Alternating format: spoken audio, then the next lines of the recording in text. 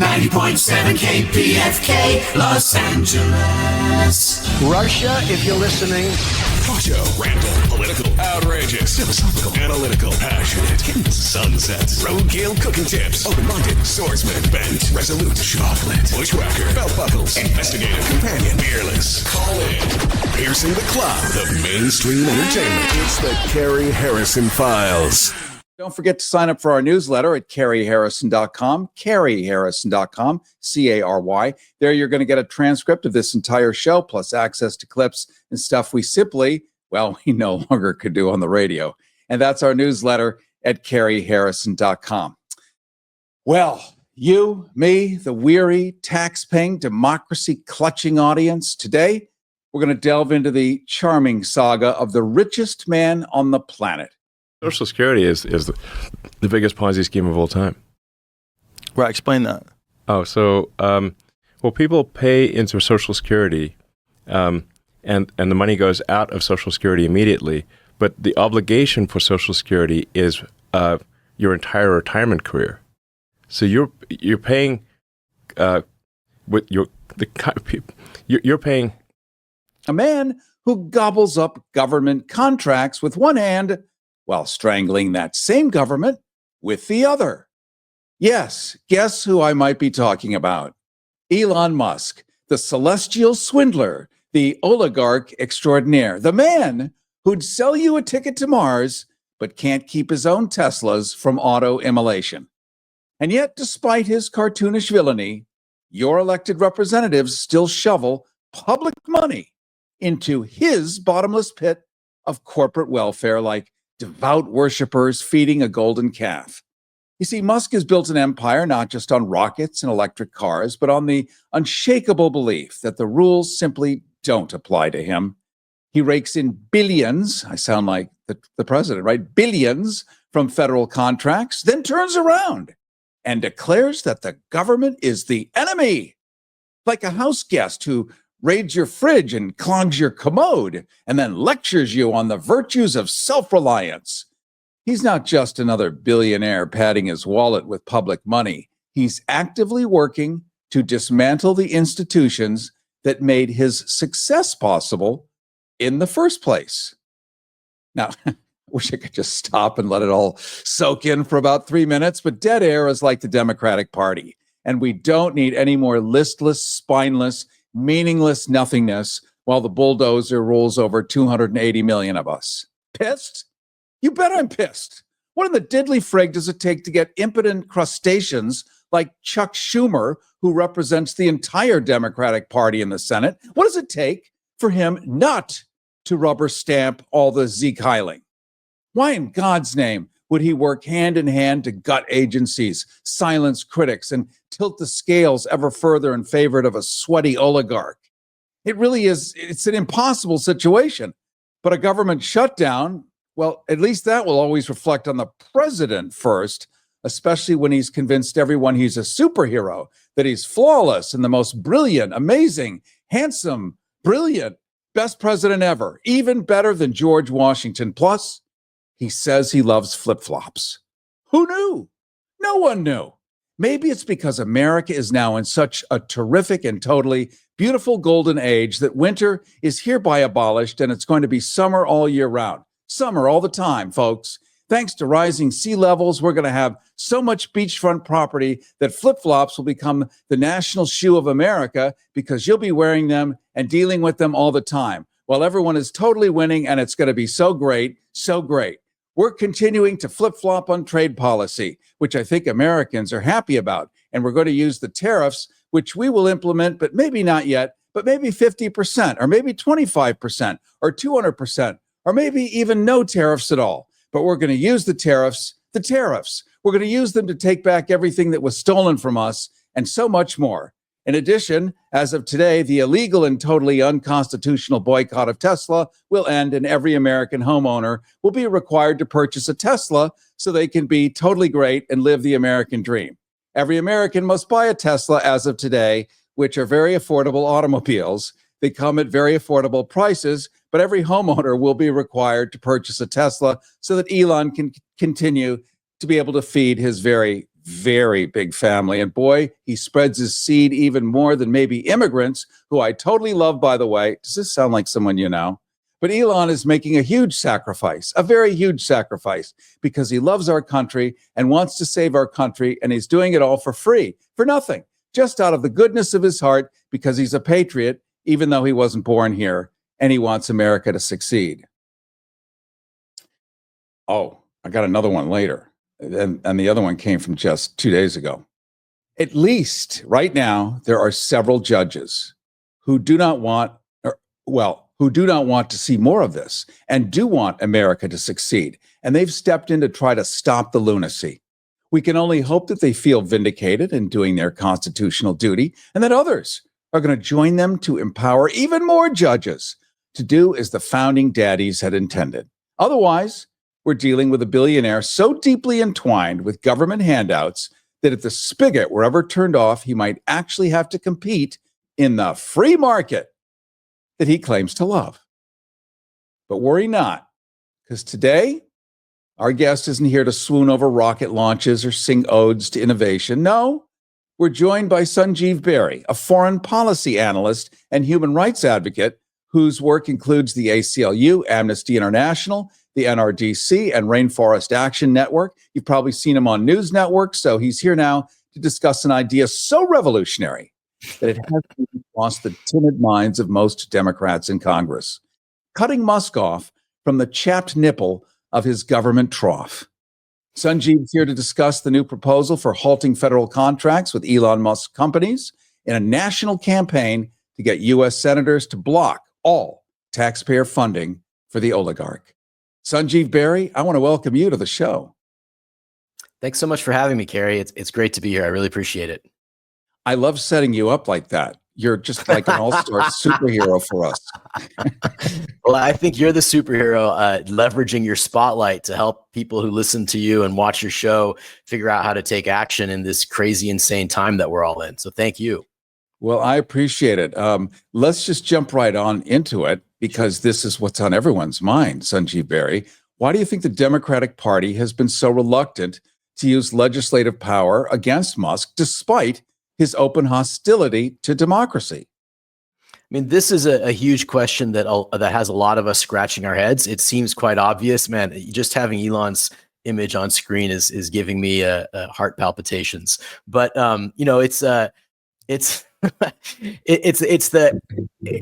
problem that a lot of us are scratching our heads about. Why is why is Chuck Schumer, such a scaredy cat on this? I just saw on social media that Nancy Pelosi is asking senators to reject the Republican Trump spending plan and is essentially going over what Chuck Schumer is asking senators to do. So you're seeing even Nancy Pelosi getting frustrated with Chuck Schumer, along with the rest of the Democratic Party and all of us who are deeply concerned about the future of our country. I remember Sunjeev Bery, it was some years ago. It was an outrage. It was another Trump outrage or something.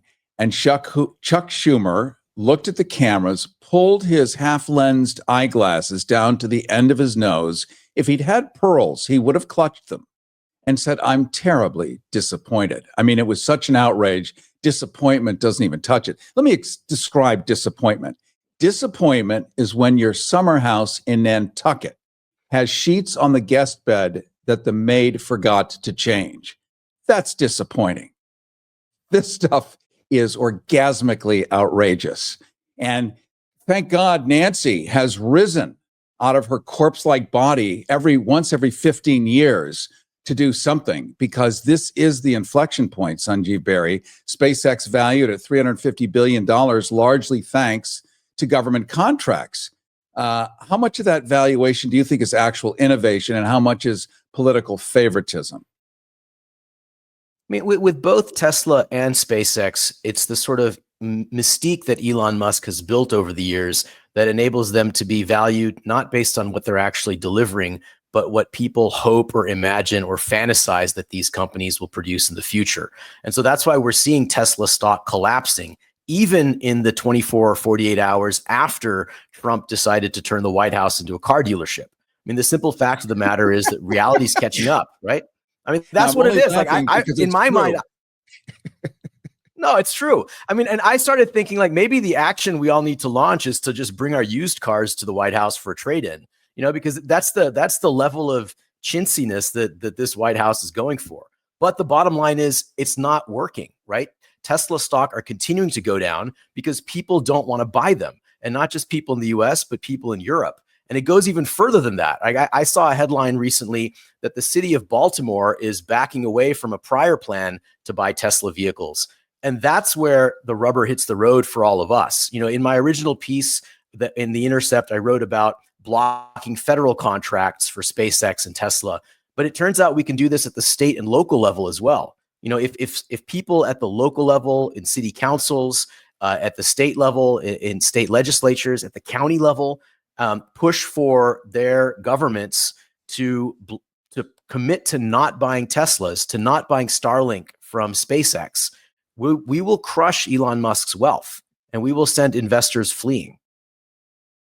Sunjeev Bery, I think a lot of us have now seen, we've seen the picture of the White House becoming a car dealership, which it became that the day of the election. However, it really became that. Some of us have seen the famous 1938 photo of Adolf Hitler, the Führer of Germany, with a Volkswagen, same thing, standing with the developer of Volkswagen, selling it as the people's car to the people of Germany from the federal MIT. Same thing, like using literally a way to sell cars to make himself rich and make his friends rich. Exactly the same thing we saw in 1938 have we now seen. If anyone doesn't think this is a gigantic grift, they really haven't been brought around. So if Elon Musk's companies lost access to federal contracts tomorrow, what do you think would happen to his empire? Would it collapse, or would he find another way to keep this grift going? No, it would collapse. I mean, SpaceX is the world's most valuable startup, but that is because of its deep ties to the US government and the expectation that Trump will shovel billions more towards Elon Musk. But if there's a movement in the United States to push US senators to filibuster bills that enable or allow for funding for Elon Musk's companies, that movement's going to pick up steam, and that movement's going to be scary to investors in SpaceX, as well as people who are buying Tesla stock. And the good news is we don't have to start with the Senate, even though I think we would have allies there. And if we ask folks like Senator Bernie Sanders or Elizabeth Warren to support this with enough public support, they would. You can ask your local city council member, your local county supervisor, your friendly state legislator to introduce a bill at the local county or state level saying that they will not spend any of your tax dollars on SpaceX or Tesla products. SpaceX, of course, produces Starlink, the internet platform. So there's a real opportunity here to take this to the grassroots, just as the movement to protest Tesla stores is already happening. And if we do that, I think that there's a real big shot at just crushing Elon Musk's wealth and sending a message to Jeff Bezos and all the other oligarchs that they need to back off. If you'd like to see our handsome guests, you can watch it right now on YouTube. You can simply Google Carrie Harrison YouTube and subscribe so we'll stay connected. When you show up at your driving destination, simply switch over to the stream on your phone at the Carrie Harrison YouTube channel. Also, don't forget to sign up for our newsletter at carrieharrison.com. There you're going to get a transcript of the entire show, plus access to stuff that we just can't do on the radio anymore. And that's our newsletter at carrieharrison.com. We're talking to Sunjeev Bery, foreign policy analyst, human rights advocate, a man who agrees that the U.S. government shouldn't be bankrolling Elon Musk's empire, while Musk gleefully dismantles the very system keeping his fortune afloat. And we're talking about a new campaign in which democracy should serve people instead of tech oligarchs lighting cigars with government contracts. It's so like 1940s, but here we are. And let's talk a little bit about the Freedom Forward organization that you're involved with. They certainly don't think this is a great idea. If you're living with diabetes and using insulin, you know the pain of pricking your fingers over and over again. Ouch! Well, by wearing a small remote device called a continuous glucose monitor, or CGM, call now and get free shipping of your new CGM, plus we'll bill your insurance for you. 877-282-8102. That's 877-282-8102. 877-282-8102. 877-282-8102. Hey, sorry about that. I was just I'm pointing pretty sure out that the was freedom. interference. It happens. It happens when you're using Starlink. I'm using Frontier, which still is not related. Let's talk a little bit about the Freedom Forward organization, which is the force behind removing Elon Musk's fangs from the neck of you and me, the taxpayer. They're clearly taking a risk by doing this, and hopefully politicians, Democrats, and Republicans alike, who seem terrified taking on billionaires. I'm feeling actually hopeful knowing that you're doing this. And I think a lot of us need that. Thanks, Gary. I mean, I will say that when I see folks like Elon Musk or Trump out there doing what they're doing, my mind goes into campaign mode. I scan for vulnerabilities and then I get excited. And Elon Musk has a lot of vulnerabilities. If folks want to get involved in this campaign, all you have to do is go to .org and just take the first step of signing the petition, calling on senators to block Musk. So you've just follow up with you that you plugged into the actual campaign. It's freedomforward.org. Our mission is basically to back freedom in the world and democracy at home. You know, the US government has for too long allied with dictators and repressive governments, especially in the Middle East. And here at home, our own democracy now is on fire thanks to the oligarchs and Donald Trump. And so Freedom Forward is here to help build the campaigns that take back our democracy at home and end US support for dictators abroad. And so going to the website is the easiest way to get involved in this campaign. And I'm going to be posting very soon draft language that you can take to your city council, to your county board of supervisors, to your state legislature and say, please introduce this as a bill. Let's make a commitment to not buying anything from Elon Musk.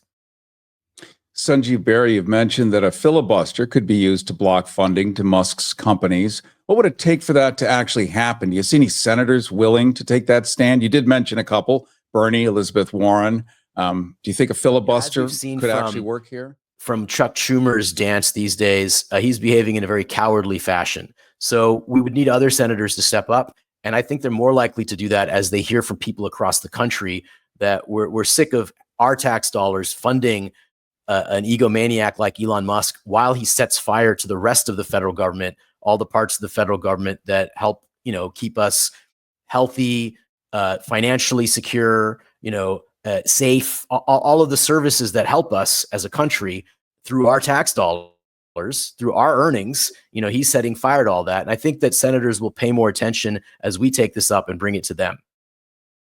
Sunjeev Bery, I'm looking at a bunch of different messages coming in from Blue Sky, which is where we like to put our love. Also Twitter, Substack, different places. I'm just going to pull one out that's clearly big on people's minds.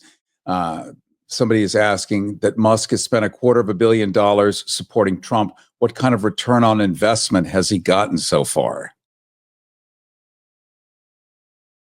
I think he has hoped to get billions and billions of dollars of return on investment, but he's actually losing billions. I mean, what I've read is that he's lost $100 billion in paper wealth just in a matter of the last few days or weeks. So right now, his return on investment is very negative. His hope has been to lock in more and more contracts to more and more money. I look at Elon Musk and I see somebody who convinces himself that he is righteous, even though he's actually just greedy and manipulative. And I think that's been his goal.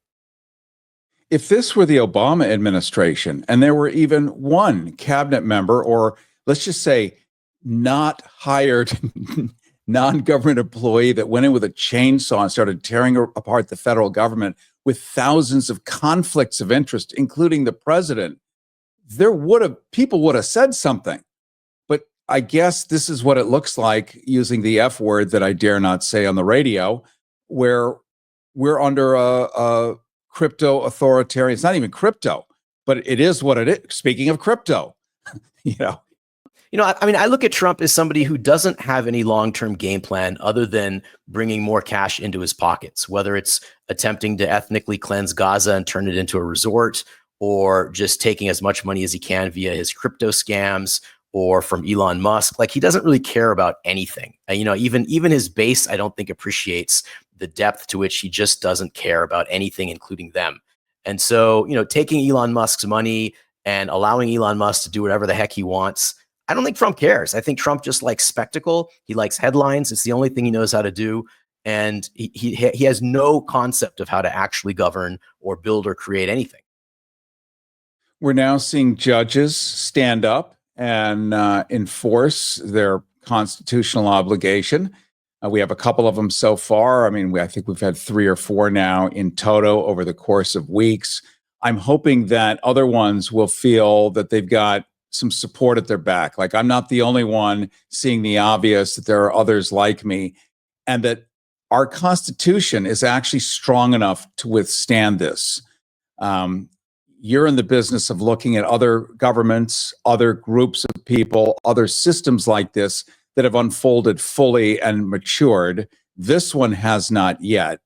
I would invite you to augur your crystal ball for a second. And, what's your confidence report that we can survive this? Well, one of the things that I've learned from my time working on international human rights is just how paper thin the wall is between democracy and totalitarianism or authoritarianism. And that paper thin wall, as much as we like to think that it's about rules and institutions, it is all of that. But fundamentally, it's about agreeing to keep democratic norms. And when you have large numbers of people who are willing to toss those out the window in the service of an authoritarian ruler, then it becomes a lot harder.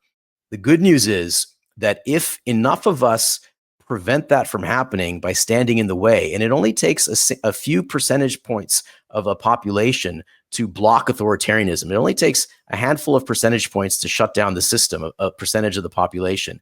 That if enough of us do that, we can send these people back into the ideological caves from which they emerged.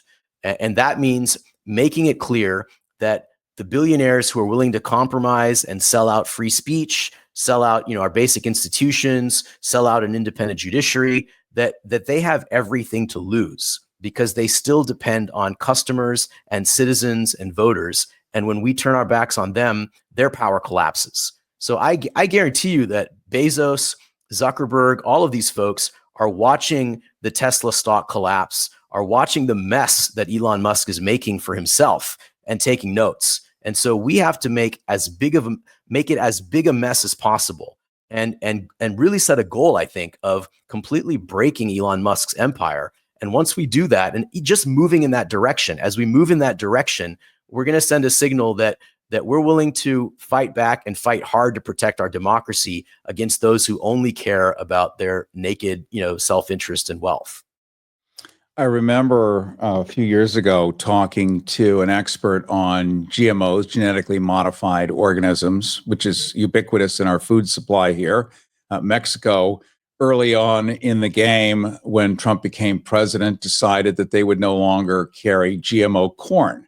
That real corn from the ground using, I know, shocking, sun and water, called rain, is their national crop, and no more GMOs. That was one of their first strikes back. All that to say, this guy, I think his name was Jeffrey Smith, who is really the uber expert on GMOs, said that they were able to remove high fructose corn syrup from cereal some years ago, and it only took 15% of the population. What I'm doing is supporting what you were saying, that it doesn't take that many. 15% of the population did not understand what high fructose corn syrup was, but they knew it was bad. They heard that it did something bad to you and that you should avoid it like the plague. And that is enough to really destroy the margins of a company that puts high fructose corn syrup in cornflakes. And then within a couple of months, you might remember vaguely seeing boxes of Raisin Bran with a big yellow stripe across the top that said contains no high fructose corn syrup. Now they're going to yell it because they did the right thing. But it didn't take that many people. So we have a chance here. Yeah, and I would say that the numbers that I've heard when it comes to disrupting authoritarianism are way smaller than 15%. It's like 3-4%. If everybody and we're way beyond that in terms of the percentage of the population that's freaked out by what Trump is doing. With the latest being the attempted deportation of, the Columbia University student Mahmoud Khalil. Like, now they're trying to take people out of the United States who want to speak their minds. So you're right? It's a small percentage of the population, and way more of us are concerned than that small percentage number.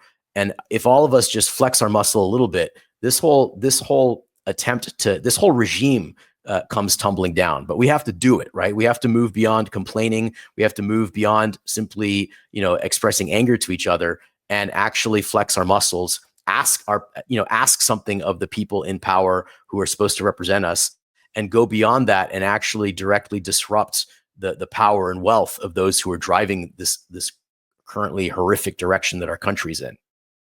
And you're recommending going to the freedomforward.org, freedomforward.org. Yeah, there's a lot of important things we can be doing right now. I think one that would be really helpful is for people to join this campaign. And then I'm going to update everybody very soon on the specific steps you can take to block city, county, and state governments, and ultimately the federal government, from giving Elon Musk a single penny of our tax dollar wealth. Well, thank you, my friend. I'm just going to reread something. Renee, our wonderful director, if you could bring that back up again, people who are watching the stream on YouTube or Twitter or X, formerly Twitter, wherever you're watching with a chip and a signal, you can put up comments. This one says, Trump swamplanders had likely pre-planned the current U.S. stock market's free fall and had likely heavily shorted the market and have likely already pocketed a couple of trillions from price collapses. Let's end with that, Sunjeev. Not that you know exactly, but your sense on that. I mean, I think it's all of the above. I think Trump is incompetent as an economic manager. I think he likes conflict and headlines. I think there are a lot of people who are just happy to make money on any which way the chaos goes. So yeah, absolutely. I think that's true, but I don't think it's just some kind of conspiracy. It's just my opinion, but I think it's people trying to profit every which way off of every corrupt and crazy thing Trump does, including Trump himself, including he and his family. Well, other than that, have a nice day. Thanks, Kerry. Thanks so much for having me. I am so glad you've been on with us today, and I hope you'll come back again. We've been talking to Sunjeev Bery, foreign policy analyst and human rights advocate. He's a man who agrees that the U.S. government should not be bankrolling Elon Musk's empire while Musk gleefully dismantles the very system that keeps his fortune afloat. We've been talking about a new campaign in which democracy should serve people instead of tech oligarchs lighting cigars with government contracts. You can learn more simply by going to freedomforward.org, freedomforward.org. Carrie Harrison with you. This is the Carrie Harrison Files. When we continue on the other side, we're going to jump to a couple of college students who say that climate change is real. They're stuck here on this planet at least 70 more years. They have skin in the game like no one else, and they're going to give us the bottom line on what's real and what's not, and that's in just a sec. This pussy grabs back. The Carrie Harrison Files. CarrieHarrison.com. Everybody wants cheap airfare, but where do you find it? Well, you call low-cost airlines because they specialize in cheap flights, in discount hotel rooms, in cheap car rentals, and with the best price guarantee. Often 75% off. 901-235-1795. 901-235-1795. 901-235-1795. 901-235-1795.